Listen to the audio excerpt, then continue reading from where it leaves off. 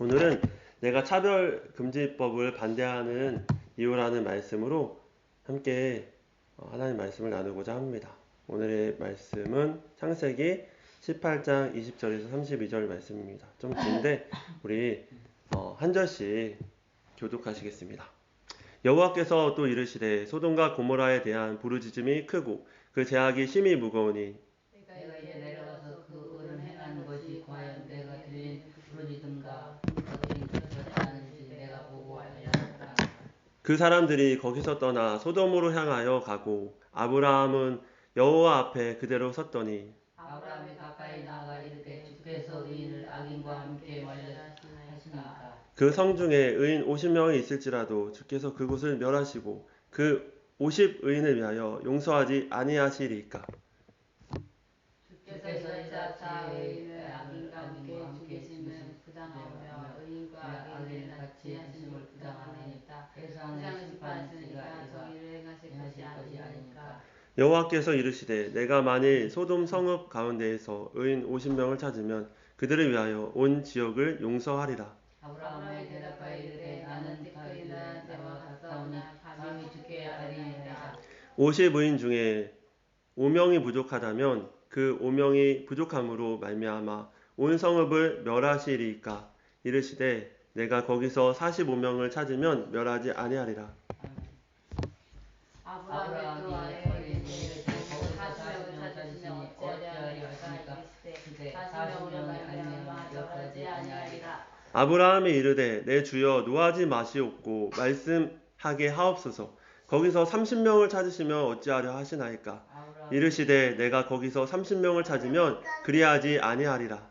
아브라함이 또 이르되 내가 감히 주께 아뢰나니 거기서 20명을 찾으면 어찌하려 하시니까. 이르시되 내가 20명으로 말미암아 그러지 아니하리라.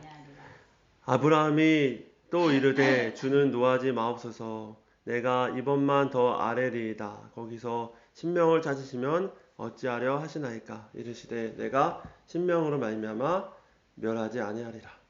아멘. 오늘 설교를 하면서 먼저 말씀드리고 싶은 게 한 가지 있습니다.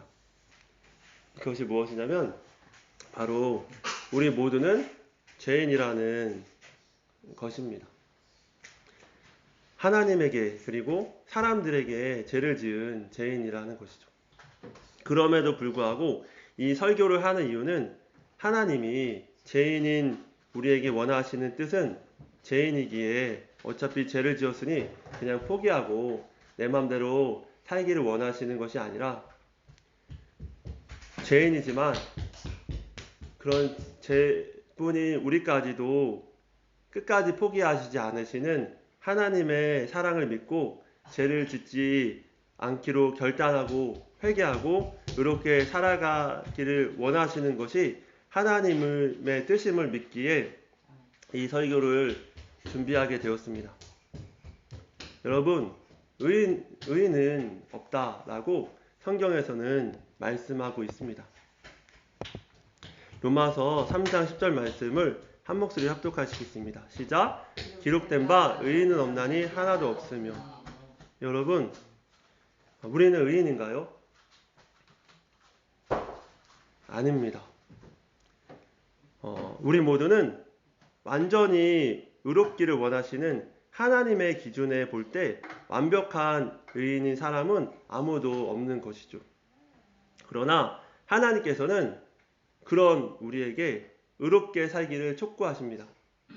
제가 성경을 읽으며 또 살면서 뼈저리게 깨달은 것은 하나님께서는 우리가 의롭게 살기를 바라신다는 것이었습니다. 우리 성경 전체를 볼 때 모두 의롭게 살라는 이야기들이 주제였던 것입니다. 예를 들어 몇 가지만 보도록 하겠습니다. 먼저 잠언 2장 7절에서 9절 말씀입니다. 한 목소리로 합독하시죠. 그는 정직한 자를 위하여 완전한 지혜를 예비하시며 행실이 온전한 자에게 방패가 되시나니 대저 그는 정의의 길을 보호하시며 그의 성도들의 길을 보존하려 하심이니라. 그런즉 내가 공의와 정의와 정직 곧 모든 선한 길을 깨달을 것이라. 또 잠언 9장 10절 말씀입니다. 여호와를 경외하는 것이 지혜의 근본이요 거룩하신 자를 아는 것이 명철이니라. 잠언 8장 13절 말씀입니다. 여호와를 경외하는 것은 악을 미워하는 것이라. 나는 교만과 거만과 악한 행실과 패역한 입을 미워하느니라. 잠언 14장 26절에서 27절 말씀입니다. 여호와를 경외하는 자에게는 견고한 의뢰가 있나니 그 자녀들에게 피난처가 있으리라. 여호와를 경외하는 것은 생명의 셈이니 사망의 그물에서 벗어나게 하느니라. 예레미야 2장 19절 말씀입니다. 내 악이 너를 징계하겠고 내 반역이 너를 책망할 것이라. 그런즉 내 하나님 여호와를 버림과 내 속에 나를 경외함에 없는 것이 악이요 고통인 줄 알라. 주 만군의 여호와의 말씀이니라. 신명기 12장 28절 말씀입니다. 내가 내게 명령하는 이 모든 말을 너는 듣고 지키라. 내 하나님 여호와의 목전에 선과 의를 행하면 너와 내 후손에게 영구히 복이 있으리라. 네, 마지막으로 마태복음 7장 21절과 야고보서 2장 17절 말씀을 한 목소리로 합독하시겠습니다. 나더러 주여 주여 하는 자마다 다 천국에 들어갈 것이 아니요 다만 하늘에 계신 내 아버지의 뜻대로 행하는 자라야 들어가리라. 이와 같이 행함이 없는 믿음은 그 자체가 죽은 것이라. 아멘. 여러분, 이렇게 성경 전체가 하나님의 뜻대로 정의를 행하며 이렇게 살라는 말씀들로 도배가 되어 있는 것입니다. 중요한 것은 우리가 이것을 오해하고 믿는다고는 하지만 행함이 없는 믿음으로 살아가고 있었다는 것이죠. 그러므로 이 말씀의 가르침대로 우리의 죄를 끊고 주님이 기뻐하시는 뜻대로 이렇게 살아 행함으로 우리의 믿음을 보이는 우리 모든 성도님들 그리고 제가 되시기를 축복합니다. 그럼 왜 하나님께서는 우리가 의롭게 살기를 바라실까요? 아내와 함께 이번 주에 성경을 읽는데 신명기 말씀을 읽고 있었습니다. 그런데 이 말씀이 있는 것입니다. 그래서 성경을 읽고 난 다음에 이 말씀을 기억하려고 사진을 찍었습니다. 이 말씀은 바로 신명기 10장 12절에서 13절 말씀이었습니다. 우리 한 목소리로 합독하시죠. 시작! 이스라엘아, 내 하나님 여호와께서 내게 요구하시는 것이 무엇이냐? 곧 내 하나님 여호와를 경외하여 그의 모든 도를 행하고 그를 사랑하며 마음을 다하고 뜻을 다하여 내 하나님 여호와를 섬기고 내가 오늘 내 행복을 위하여 내게 명하는 여호와의 명령과 규례를 지킬 것이 아니냐. 아멘. 이 말씀을 보는데 너무 큰 감동이 되는 겁니다. 왜 감동이 되었냐면 제가 예전에 교회에서 평소에 설교를 할 때 하나님 뜻대로 살아야 합니다. 이렇게 말씀을 전하면서 그 이유가 바로 하나님의 아버지의 성품에 붙잡아서 그 성품대로 볼 때 하나님이 만약에 아버지시라면 그 자녀들이 행복하시길 원하시기 때문에 우리가 바르게 살기 원하십니다. 라고 설교를 했었던 것입니다. 그런데 정말로 말씀을 보는데 그 말씀이 이렇게 써져 있는 겁니다. 그때 느낀 게 정말 하나님께서 우리 행복을 이처럼 원하시는구나 하는 감동이 되었었습니다. 여러분, 이렇게 하나님께서는 우리가 하나님의 말씀을 지키며 이렇게 살기를 바라시는데 그 이유가 우리가 행복하시기를 바라시기 때문인 것입니다.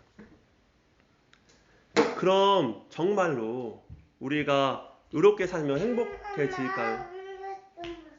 그리고 의롭게 살지 않고 내 마음대로 살고 죄를 짓고 살면 불행해지는 것일까요? 예를 들어 제 어릴 때 이야기를 들려드릴까 합니다.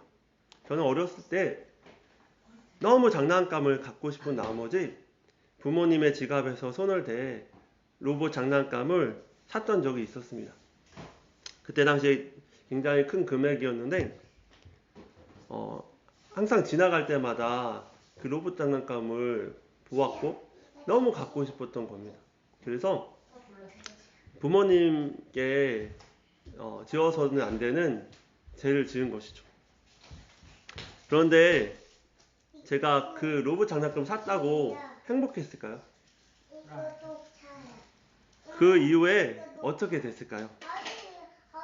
당시에 저희 아버지가 굉장히 엄하셨습니다. 그래서 들킬까봐 무서워 그 장난감을 아무도 찾지 못하는 것 같은 곳에 숨겨놨었죠.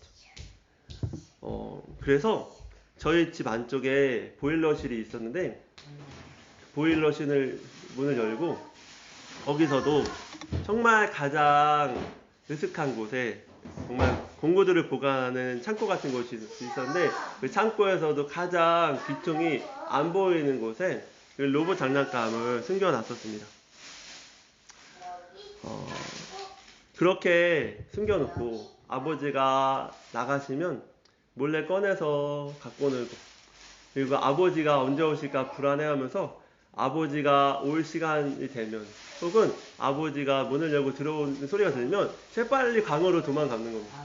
그리고 방으로 도망가가지고 그 창고에다가 빨리 숨겨버리고 아빠한테 오셨어요 이렇게 했던 거죠. 그렇게 몰래 장난감을 가지고 놀고 아빠가 오실 것 같은 시간이 되면 달달달 떨어가며 그 장난감을 창고에 재빨리 숨겨가며 그렇게 항상 두려운 마음으로 살았었죠. 이렇게 잘못을 하면 불안한 겁니다. 조그만 일에도 놀라고 겁나고 두려운 것이죠. 그런데 만약에 제가 부모님께서 기뻐하시는 일을 했다면 어땠을까요? 예를 들어서 그런 일은 없었지만 제 인생에 없었지만 만약에 전 과목을 올백을 맞았다면 어땠을까요? 너무나도 기뻐서 빨리 자랑하고 싶어서 그 성적표를 들고 부모님께 뛰어가지 않았겠습니까? 그리고 착한 일을 했어도 뭔가 마음 한편으로 뿌듯해하며 즐거워했겠죠. 여러분, 성경에는 이런 말씀이 있습니다. 다 같이 합독하시겠습니다. 악을 행하는 자마다 빛을 미워하며 빛으로 오지 아니하나니 이는 그 행위가 드러날까 함이요 진리를 따르는 자는 빛으로 오나니 이는 그 행위가 하나님 안에서 행한 것임을 나타내려 함이라 하시니라. 아멘. 또 이런 말씀이 있습니다. 마태복음 10장 26절 말씀입니다. 시작. 그런즉 그들을 두려워하지 말라. 감추인 것이 드러나지 않을 것이 없고 숨은 것이 알려지지 않을 것이 없느니라.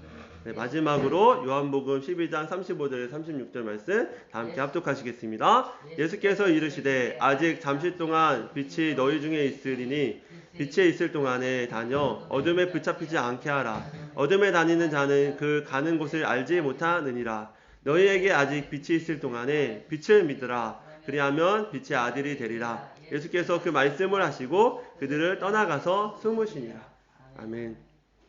여러분, 의롭게 살지 않고 내 마음대로 죄를 짓고 살면 행복해 보일 것 같아도 사실은 어두움 가운데서 있는 것이기 때문에 항상 불안해하며 살 수밖에 없는 것입니다. 언젠가는 다 빼앗길 것을 알기 때문인 것이죠.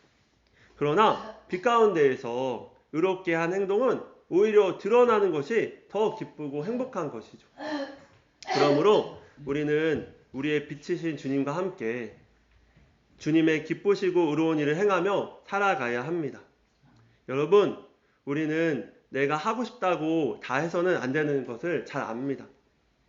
예를 들어 물건을 훔치거나 바람을 피우거나 혹은 마약을 하는 등 그런 것들을 해서는 안 된다는 것을 우리는 아주 잘 알고 있죠. 첫째로는 그것들이 우리를 망치기 때문이고 둘째로는 그것들을 해서는 안 된다는 것을 도리적으로 알고 있기 때문인 것입니다. 여기서 도리적으로 안다는 말은 우리에게 지켜야 할 의무와 책임이 있음을 안다는 겁니다. 다시 말씀드리지만 제가 의로워서 이렇게 말씀드리는 것이 아니라 죄인이기 때문에 너무 그 죄에 대한 결과를 잘 알기 때문에 이런 말씀을 드리는 것입니다. 여러분, 도리적, 도덕적 도리, 우리가 지켜야 할 의무와 책임을 깨트리면 모든 것이 무너져 내립니다. 개인에게도 그렇고 사회에게도 그렇습니다. 우리가 너무도 많이 그 현상들을 보고 있지 않습니까? 책임감 없이 자신이 원하는 것들만 했을 때 어떤 결과들이 우리에게 찾아왔는지를 우리는 잘 알고 있지 않습니까? 개인의 삶에도 책임감이 중요합니다. 그리고 사회 속에서도 의무와 책임을 지키는 많은 사람들이 모여 그 사회가 지탱되는 것인 것을 우리는 잘 알고 있지 않습니까? 차별금지란 말은 우리 모두 누구에게나 권리가 있다는 말일 것입니다.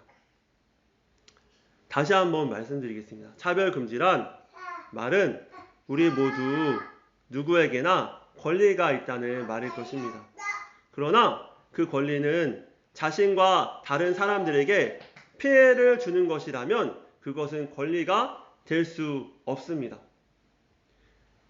다시 말씀드리겠습니다. 그러나 그 권리는 자신과 다른 사람들에게 피해를 주는 것이라면 그것은 권리가 될 수 없는 것이죠. 유니세프 Know Your Right 아동권리 교육 워크북에 보면 나의 권리와 너의 권리에 대한 주제가 나옵니다. 거기서 자신의 권리를 주장하기 위해 다른 사람의 권리를 침해해서는 안 된다라고 말을 하고 있습니다. 아이들에게 가르치는 권리 교육에 이런 말씀이 나오는 것이죠. 다른 사람을 침해하는 권리는 권리가 아니다 라고 말을 하는 것이죠. 그리고 권리 충돌에 대한 주제가 나오는데 권리 충돌 시 아동의 보호를 우선으로 아동이 안전하고 건강하게 자라도록 그 권리를 적용해야 함을 볼 수 있는 것입니다.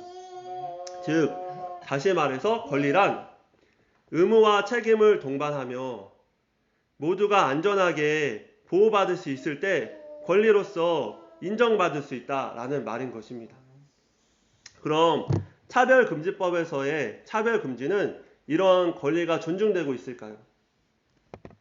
첫째로 차별금지법 제2조 정의 1항에는 성별이란 여성, 남성, 그 외에 분류할 수 없는 성을 말한다 라고 정의하고 그 사항에서 성적 지향이란 이성애, 동성애, 양성애 등 감정적, 호의적, 성적으로 깊이 이끌릴 수 있고 친밀하고 성적인 관계를 맺거나 맺지 않을 수 있는 개인의 가능성을 말한다 라고 정의하고 있습니다.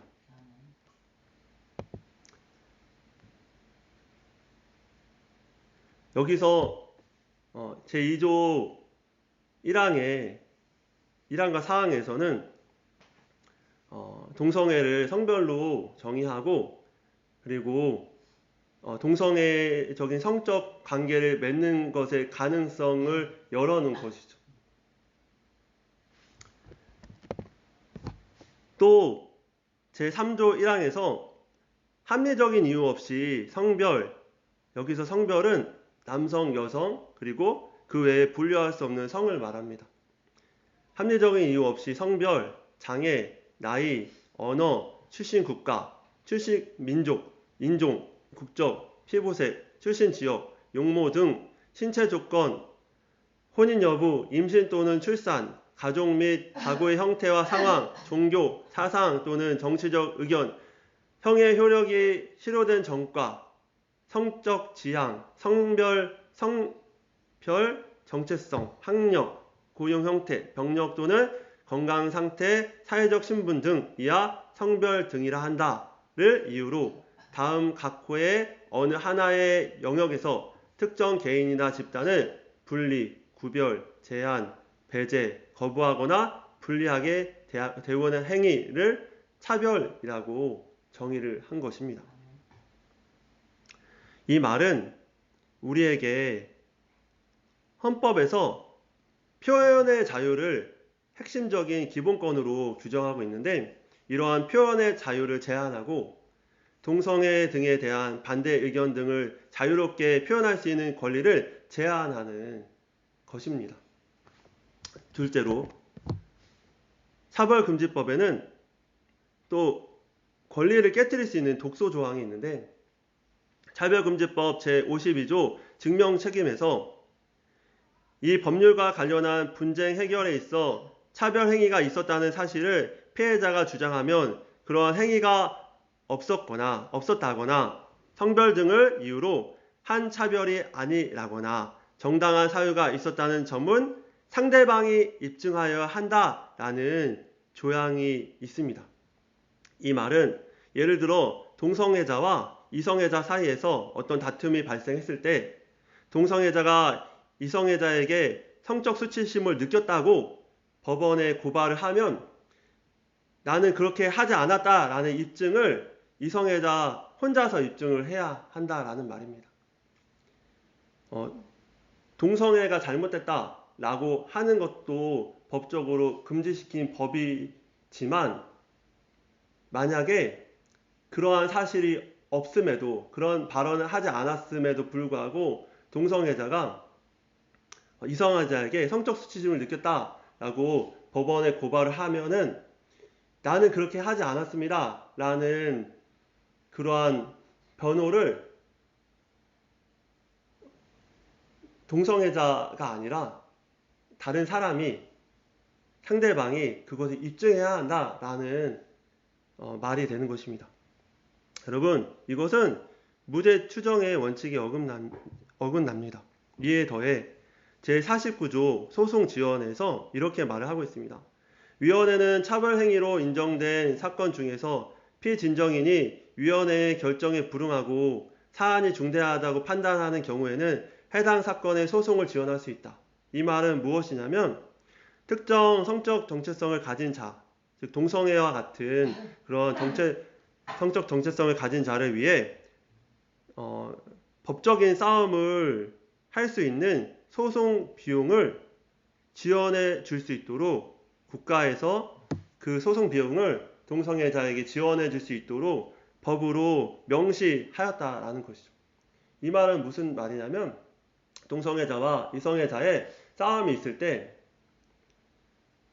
동성애자와 이성애자의 싸움이 동성애자에게는 국가에서 소송 비용을 지원해 주지만 이성애자의 경우에는 개인이 그 모든 소송 비용을 부담해야 하며 그리고 자신이 잘못하지 않았다는 책임의 입증을 자신 스스로 변호해야 하는 그 자체로 또 다른 차별을 야기하는 법이 바로 이 법인 것입니다. 셋째로 저는 개인적인 견해로 동성 간의 성행위는 권리가 될 수 없다라고 생각합니다.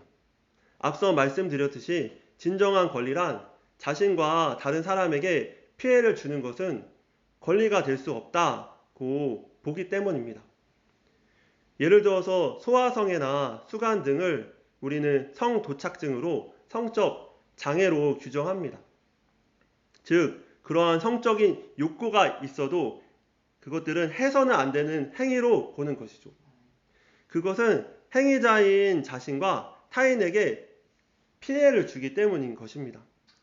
마찬가지로 동성 간의 성행위도 자신과 타인에게 많은 피해를 주기 때문에 권리가 될 수 없다고 저는 생각합니다. 저는 예수님께서는 그 누구도 사랑하지 못하실 분이 없다고 믿습니다. 동성애자까지도 말입니다. 예수님께서는 왜냐하면 저같이 죄 많고 못난 사람까지도 사랑해 주셨기 때문입니다. 그러나 우리의 죄가 우리와 하나님 사이를 가려 주님께 나아가지 못하는 것이죠. 성경에서는 분명히 동성 간의 성행위는 죄라고 말씀하고 있습니다. 로마서 1장 26절에서 17절 말씀입니다. 한 목소리 합독하시죠. 이 때문에 하나님께서 그들을 부끄러운 욕심에 내버려 두셨으니 곧 그들의 여자들도 순리대로 쓸 것을 바꾸어 영리로 쓰며 그와 같이 남자들도 순리대로 여자 쓰기를 버리고 서로 향하여 음욕이 부릴 듯하며 남자가 남자와 더불어 부끄러운 일을 행하며 그들의 그릇됨을 상당한 보응을 그들 자신이 받았느니라. 아멘. 또 고린도전서 6장 9절에서 10절 말씀에서는 이렇게 말씀하고 있습니다. 한 목소리를 합독하시죠. 불의한 자가 하나님의 나라를 유업으로 받지 못할 줄을 알지 못하느냐. 미혹을 받지 말라. 음행하는 자나 우상 숭배하는 자나 간음하는 자나 탐색하는 자나 남색하는 자 도적이나 탐욕을 부리는 자나 술 취하는 자나 모욕하는 자니 속여 빼앗는 자들은 하나님의 나라를 유업으로 받지 못하리라. 아멘. 마지막으로 유다서 1장 7절과 창세기 19장 5절 말씀을 한 목소리 합독하시죠. 소돔과 고모라와 그 이웃 도시들도 그들과 같은 행동으로 음란하며 다른 육체를 따라 가다가 영원한 불의 형벌을 받음으로 거울이 되었느니라. 롯을 부르고 그에게 이르되 오늘 밤에 내가 온 사람들이 어디 있느냐 이끌어내라 우리가 그들을 상관하리라. 여러분, 이렇게 하나님께서는 성경 말씀에서 동성 간의 성행위를 죄라고 말씀하셨고, 유다서 1장 7절 말씀에 소돔과 고모라가 그로 인해 멸망했다라고 말씀하고 계신 것입니다. 여러분, 그러므로 우리가 동성 간의 성행위를 비롯한 모든 죄를 짓지 말고 회개하여 주님의 뜻대로 의롭게 살아야 합니다. 또 요한계시록 21장 8절 말씀도 함께 보시죠. 그러나 두려워하는 자들과 믿지 않은 자들과 흉악한 자들과 살인하는 자들과 음행하는 자들과 점술가들과 우상 숭배자들과 거짓말하는 모든 자들과 불과 유황으로 타는 못에 던져지리니 이것이 둘째 사망이라. 여러분, 이것은 동성애만 죄라고 말씀드리고 싶은 것이 아닙니다. 거짓말, 살인, 음행, 우상숭배 등과 마찬가지로 저는 동성애도 죄라고 말씀드리고 싶은 것입니다. 그러므로 우리는 어떠한 죄도 가볍게 여기지 않아야 합니다. 우리는 어떠한 죄도 가볍게 여기면 안 됩니다. 마찬가지로 동성애도 마찬가지인 것입니다. 어느 것 하나 가볍게 여길 수 없는 것입니다. 다시 말씀드리지만 제가 잘해서가 아니라 성경에서 그렇게 가르쳐 주고 계시기 때문에 그렇게 전하는 것입니다. 최후의 심판자는 하나님이시라고 믿기 때문인 것입니다. 우리 말씀을 보시죠. 히브리서 9장 27절에서 28절 말씀입니다. 한 번 죽는 것은 사람에게 정해진 것이요 그 후에는 심판이 있으리니 이와 같이 그리스도도 많은 사람의 죄를 담당하시려고 단번에 들이신 바 되셨고 구원에 이르게 하기 위하여 죄와 상관없이 자기를 바라는 자들에게 두 번째 나타나시리라. 하나님은 모든 행위와 모든 은밀한 일을 선악간에 심판하시리라. 또 로마서 6장 23절과 잠언 28장 13절 말씀입니다. 죄의 값은 사망이요 하나님의 은사는 그리스도 예수 우리 주 안에 있는 영생이니라. 자기의 죄를 숨기는 자는 형통하지 못하나 죄를 자복하고 버리는 자는 불쌍히 여김을 받으리라. 여러분, 저는 죄를 지으면 죽는다는 것을 잘 압니다. 그리고 하나님의 무한하신 사랑도 잘 압니다. 심판자이신 하나님이 계시며 그분이 반드시 선과 악을 심판하실 것을 압니다. 믿으니까 나는 괜찮겠지 라고 생각하는 말뿐인 믿음이 아니라 진짜로 어떠한 죄도 끊어내고 정말로 회개하고 주님을 믿는 진짜 믿음이 있어야 천국에 갈 수 있음도 압니다. 여러분, 그러므로 우리가 세상의 주류를 따르지 말고 오직 의로우신 하나님을 선택해서 그분을 따라가는 우리 모두가 되도록 함께 기도합시다. 10월 15일 바로 어제 토요일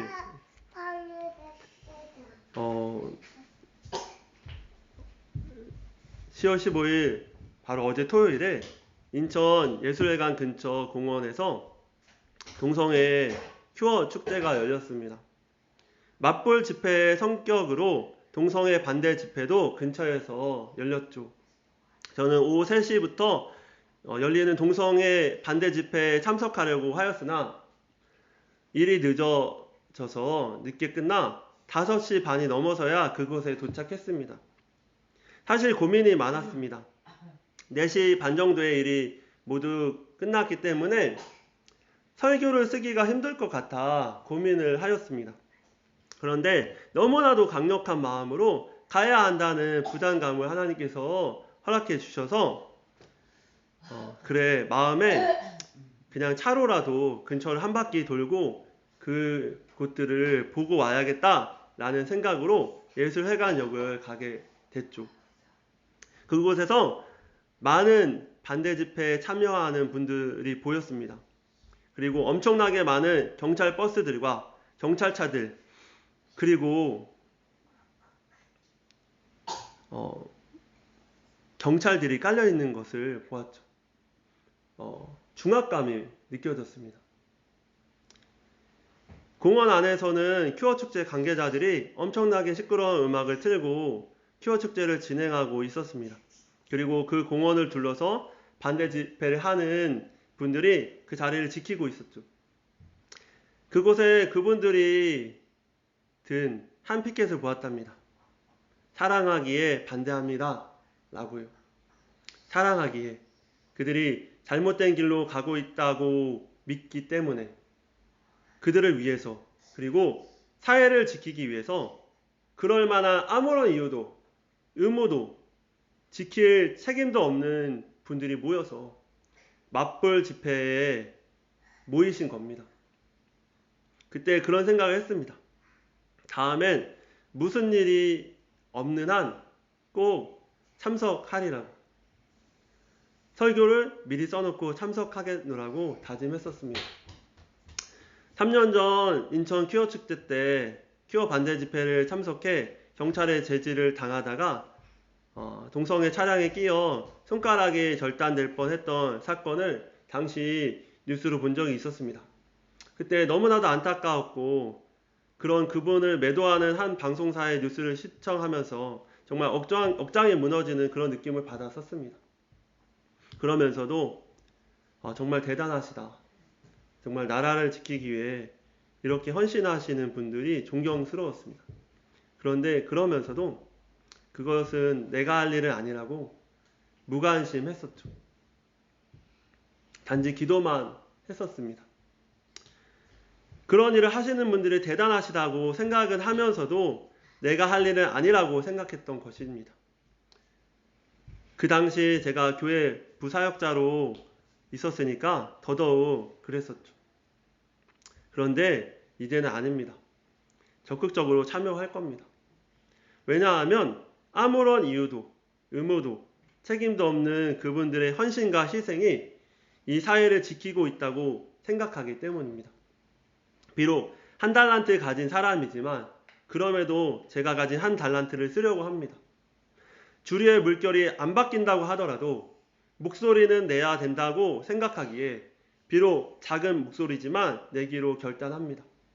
저는 이러한 이유들로 차별금지법을 반대합니다.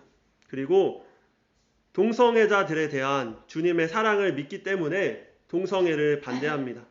주님께서 우리 모두에게 은혜를 주시도록 함께 기도해 주시기 바랍니다. 다 같이 기도하시겠습니다.